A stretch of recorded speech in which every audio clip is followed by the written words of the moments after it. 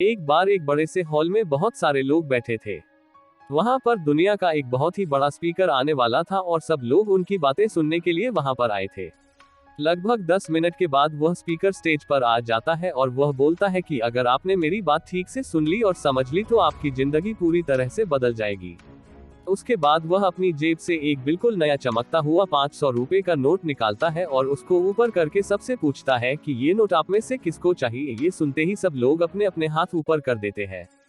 वह स्पीकर बोलता है कि ये नोट मैं आप में से किसी एक को दूंगा, लेकिन इसके लिए आपको थोड़ा वेट करना होगा। अब वह स्पीकर उस नोट को अपनी मुट्ठी में बंद कर लेता है और थोड़ी देर तक उसको मसलता है। अब उस नए नोट में सल पड़ जाते हैं और वह थोड़ा पुराना सा दिखने लगता है और वह एक किनारे से थोड़ा फट भी जाता है। इसके बाद वह फिर उस नोट को ऊपर करके पूछता है, अब ये 500 का नोट किसको चाहिए।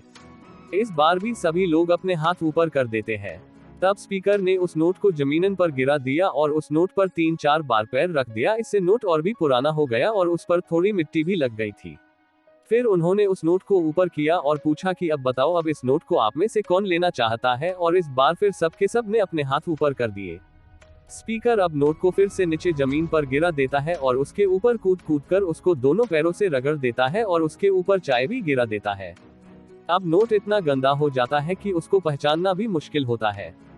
कोई भी उस नोट को देखता तो यही बोलता कि अब ये सिर्फ एक गंदा कागज का टुकड़ा है, अब यह बेकार है, इस दुनिया में इसकी कोई वैल्यू नहीं है। स्पीकर ने एक बार फिर उस नोट को उठाया और ऊपर करके सबसे पूछा, अब इस नोट को कौन लेना चाहता है। और इस बार भी सबके सब ने अपने हाथ ऊपर कर दिए।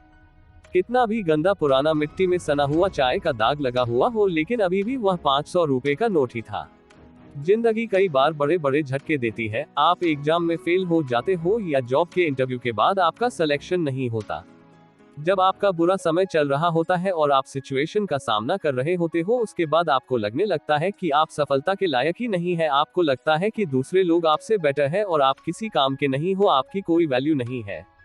हमेशा याद रखो, इससे कोई फर्क नहीं पड़ता कि आपने कितनी बार सिचुएशन का सामना किया है, आप जिंदगी में कितनी बार फेल हुए हो, आपकी वैल्यू हमेशा वही रहेगी जो पहले थी। आपके पास कुछ खास है जो दूसरों के पास नहीं है और ये कोई भी आपसे छीन नहीं सकता। अब तक सक्सेस नहीं मिलने से आपकी वैल्यू कम नहीं हुई है।